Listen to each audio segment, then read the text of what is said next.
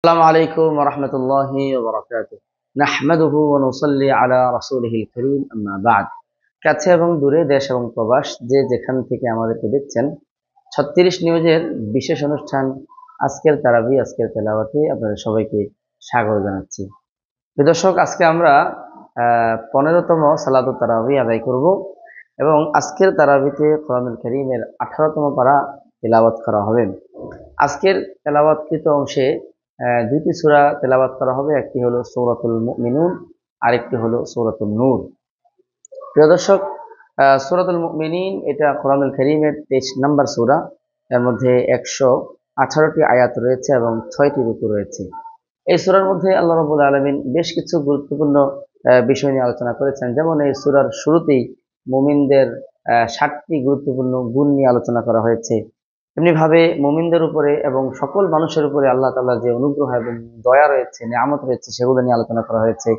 এভাবে নূহ আলাইহিস সালামের ঘটনা বর্ণিত হয়েছে, মূসা আলাইহিস সালাম, ঈসা আলাইহিস সালামের ঘটনা বর্ণিত হয়েছে এবং হযরত মারিয়াম আলাইহিস সালামের ঘটনা এসেছে। এবং মৃত্যুর সময় কাফেরদের এবং পাপিষ্ঠদের কি অবস্থা হয় এবং কিয়ামতের ময়দানে কাফের মুশরিকদের কি অবস্থা হবে, সেটাও আল্লাহ রাব্বুল আলামিন এই সূরার মধ্যে আলোচনা করেছেন।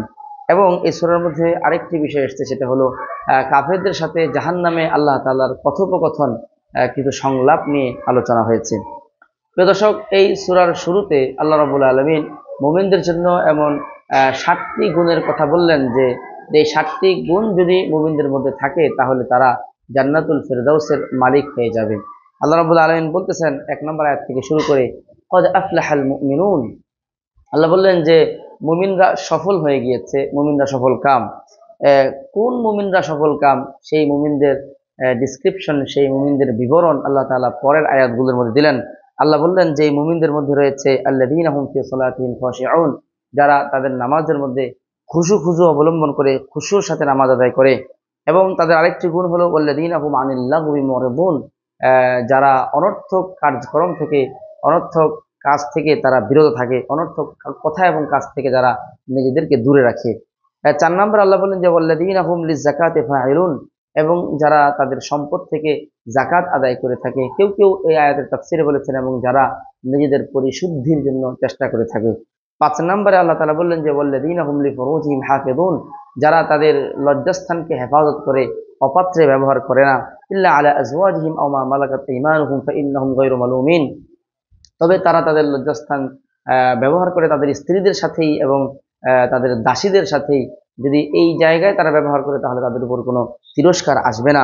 ফামান ইবতাগা ওয়ারাআ যালিকা ফাউলাইকা হুমুল আদুন, যারা স্ত্রী এবং দাসী ছাড়া অন্যত্র অন্যায়ভাবে নিজের এই যৌন চাহিদাকে মিটাবে, আল্লাহ তাআলা বললেন তারাই হলো সীমা লঙ্ঘনকারী।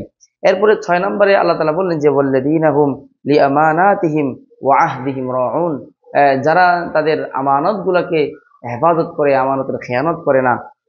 এবং ওয়াহদিহিম রাউন, এবং যারা তাদের প্রতিশ্রুতিকে রক্ষা করে। ৭ নম্বরে আল্লাহ তাআলা বললেন যারা তাদের প্রতিশ্রুতি রক্ষা করে।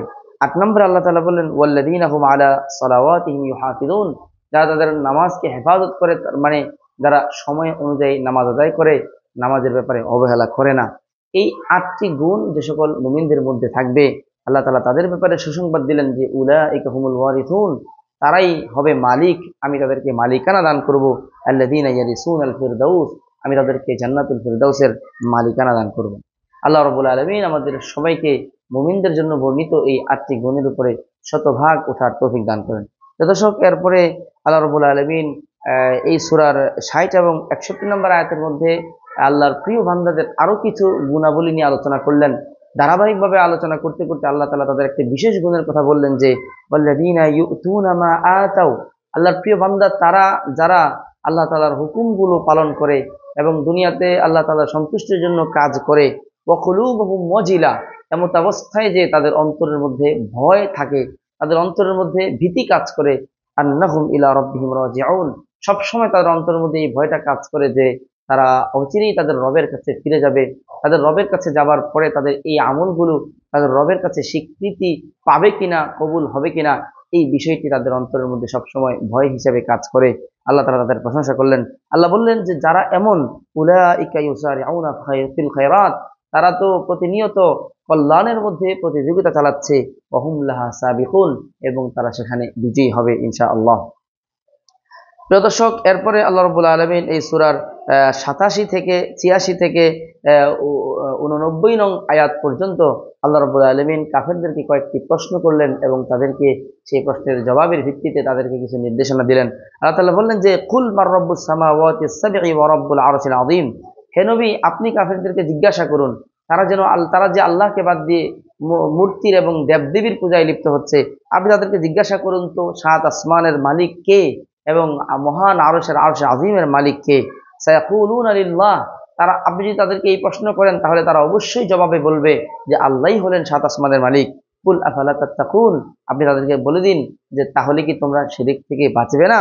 এরপর আল্লাহ তাআলা বললেন যে কুল মাম বিয়াদিহি মালাকুতু কুল্লি শাই ওয়া হুয়া ইউজিরু ওয়া লা ইউজারু আলাই, আপনি তাদেরকে জিজ্ঞাসা করুন যে পৃথিবীর সকল বস্তুর নিয়ন্ত্রণ, কর্তৃত্ব, ক্ষমতা কার হাতে, এবং ওয়া হুয়া ইউজিরু ওয়া লা ইউজারু আলাই, যিনি সবাইকে নিরাপত্তা দান করেন, সবাইকে আশ্রয় দান করেন এবং তার বিপরীতে কেউ কাউকে আশ্রয় দিতে পারে না। আপনি তাদেরকে জিজ্ঞাসা করুন কে সেই সত্তা। যদি জিজ্ঞাসা করেন তাহলে তারাও এখানে জবাব দেবে সায়াকুলুনা লিল্লাহ, যে সবকিছু একমাত্র আল্লাহ তাআলারই কর্তৃত্ব এবং নিয়ন্ত্রণে রয়েছে। কুল ফাআন্না তুসহারুন, তাহলে আপনি তাদেরকে জিজ্ঞাসা করুন যদি আল্লাহ তাআলাই সবকিছু নিয়ন্ত্রণ করে থাকেন তাহলে তোমরা আল্লাহকে বাদ দিয়ে কোন দিকে ফিরে যাচ্ছ, কে তোমাদেরকে জাদু করে অন্যত্র নিয়ে যাচ্ছে।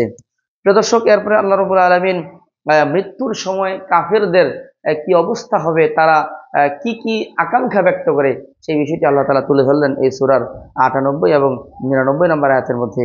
আল্লাহ তাআলা বলতেছেন যে হাত্তা ইযা জাআ আহাদাহুমুল মাউত, যখন তাদের কাছে মৃত্যু এসে যায়, কাফেরদের কাছে এবং পাপিষ্ঠদের কাছে যখন মৃত্যু এসে যায়, ক্বালা, তখন সে বলে রব্বির জিউন, আয় রব আমাকে আপনি পৃথিবীতে ফিরিয়ে দিন, আমাকে আবার জীবনটা ফিরিয়ে দিন, লাআল্লি আ'মালু সালিহান ফীমা তারাকতু কাল্লা, যাতে করে আমি আমার যেই জীবন পিছনে ফেলে এসেছি সেই জীবনে গিয়ে আমি আবার নেক আমল করতে পারি।